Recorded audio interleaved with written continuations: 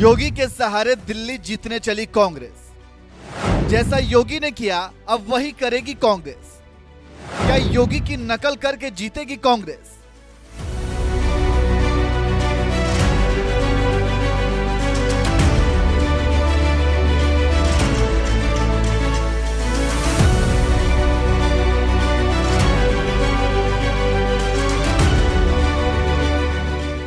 चुनावी तारीखों का ऐलान होते ही एक बार फिर राजधानी दिल्ली की सत्ता हासिल करने की सियासी जंग शुरू हो गई है। एक तरफ जहां सत्ताधारी आम आदमी पार्टी पूरी ताकत के साथ चुनाव लड़ रही है, तो वहीं दूसरी तरफ बीजेपी ने भी सत्ता हासिल करने के लिए पूरी ताकत झोंक दी है। जबकि करीब 19 साल तक दिल्ली की सत्ता में रही कांग्रेस लगता है यूपी की योगी सरकार की नकल के दम पर सत्ता हासिल करने का ख्वाब देख रही है।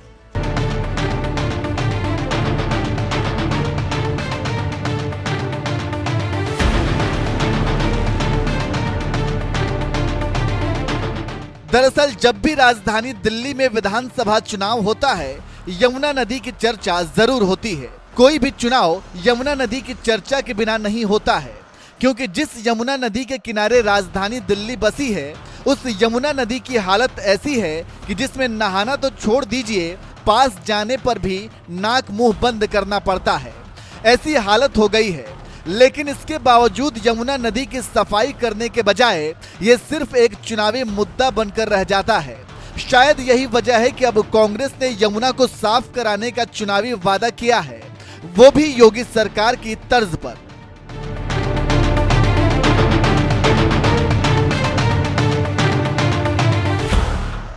योगी की नकल करेगी कांग्रेस।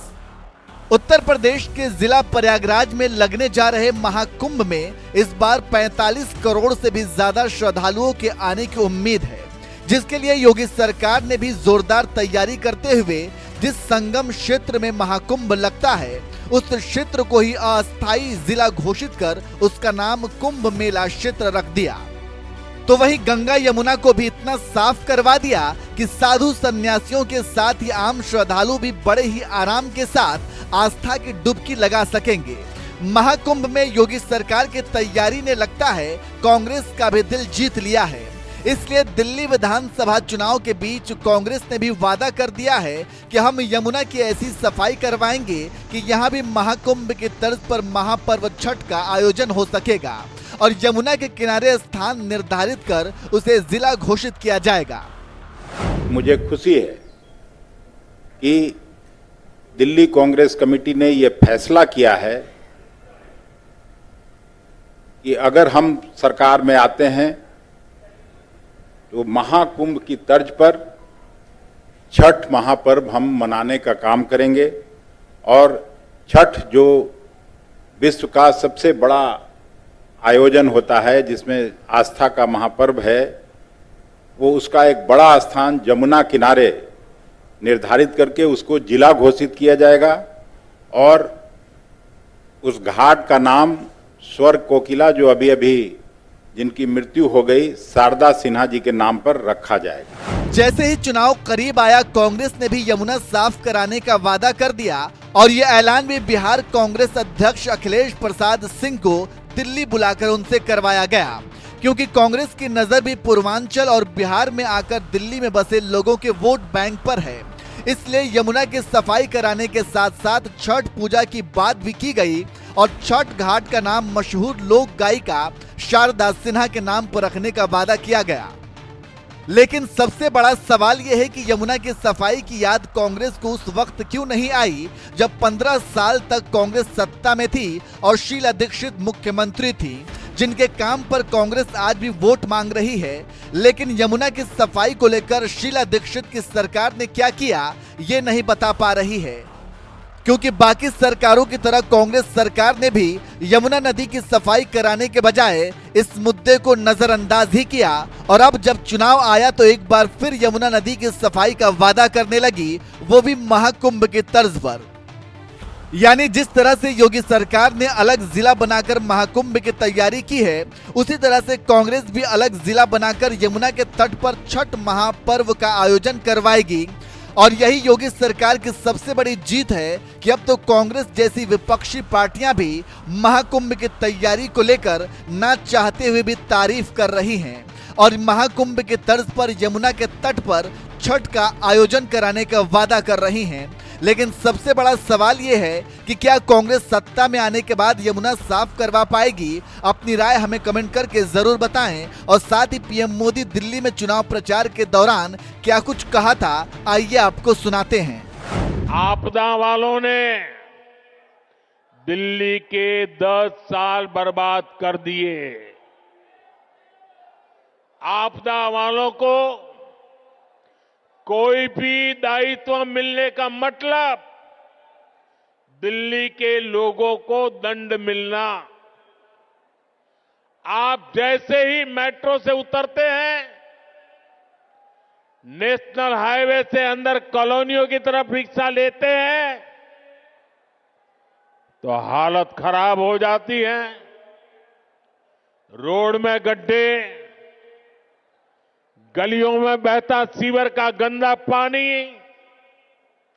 चारों तरफ गंदगी, दिल्ली का ये हाल बनाकर रख दिया है आपदा वालों ने। यहां पार्किंग के अभाव में आए दिन लड़ाई झगड़े होते हैं, आस पड़ोस का माहौल खराब होता है, तनाव रहता है। दिल्ली के अनेक इलाके हैं जहां कैब वाले, ऑटो वाले जाने से बचते हैं क्योंकि लंबा लंबा जाम रहता है। इससे सामान्य नागरिक तो परेशान होते ही है। दिल्ली में जो लाखों दुकानदार है, जो व्यापारी कारोबारी है, वे साथी भी आपदा से तंग आ चुके हैं। साथियों, दिल्ली पर आपदा लाने वाले ये झूठा आरोप लगाते हैं कि केंद्र सरकार उन्हें काम नहीं करने देती, केंद्र सरकार उन्हें पैसे नहीं देती। ये कितने बड़े झूठे हैं, इसका उदाहरण इनका शीश महल है। आज ही एक बड़े अखबार ने सीएजी रिपोर्ट के आधार पर शीश महल पर हुए खर्च का खुलासा किया है। और साथियों, आपको ये जानकर के पीड़ा होगी, दर्द होगा, अरे पूरे देश के लोग चौंक जाएंगे जब दिल्ली के लोग कोरोना से जूझ रहे थे, जब दिल्ली के लोग ऑक्सीजन और दवाओं के लिए भटक रहे थे, तब इन लोगों का पूरा फोकस अपना शीश महल बनवाने में था।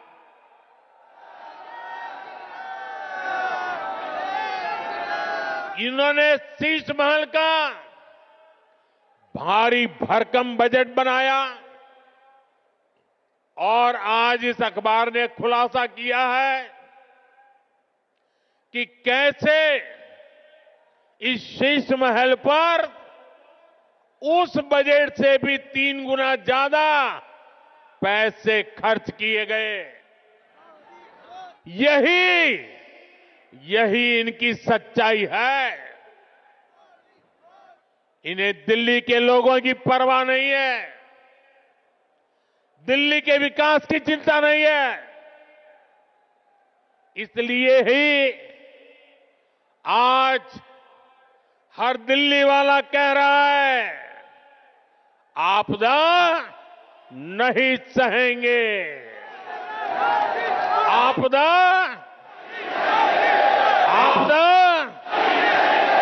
बदल के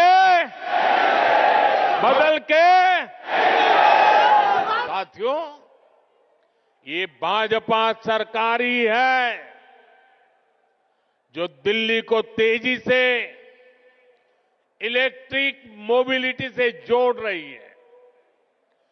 केंद्र की भाजपा सरकार की फेम योजना की वजह से दिल्ली में 1200 से ज्यादा इलेक्ट्रिक बसें चलने लगी है।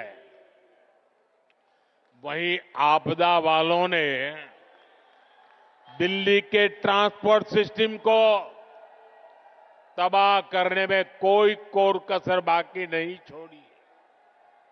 ये आपदा वाले बसों की मेंटेनेंस पर बिल्कुल ध्यान नहीं दे रहे। इसका नुकसान दिल्ली के सामान्य नागरिकों को उठाना पड़ा।